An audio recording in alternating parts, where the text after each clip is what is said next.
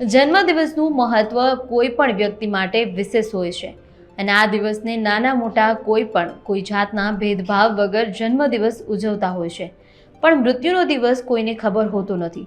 પણ જ્યારે જન્મ અને મરણ એક જ દિવસે આવે ત્યારે સાચું જીવન જીવ્યા એવું સમાજ કહે છે। ત્યારે આવી જ એક વ્યક્તિ ભિલોડાના સોની પરિવારમાં છે, જેમનું નામ હંસાબેન પ્રવીણચંદ્ર સોની કે જેમનો જન્મદિવસ છે। એ જ તિથિ અને દિવસે તેમનો જીવનનો અંતિમ દિવસ છે।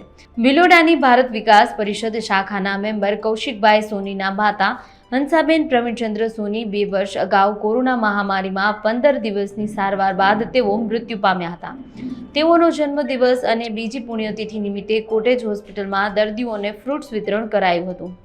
આવા જ અવનવા વિડીયોઝ માટે અબ તકની ચેનલને સબસ્ક્રાઇબ, લાઇક અને શેર કરતા ના ભૂલશો। આ જ રીતે જોડાયેલા રહો અબ તક સાથે।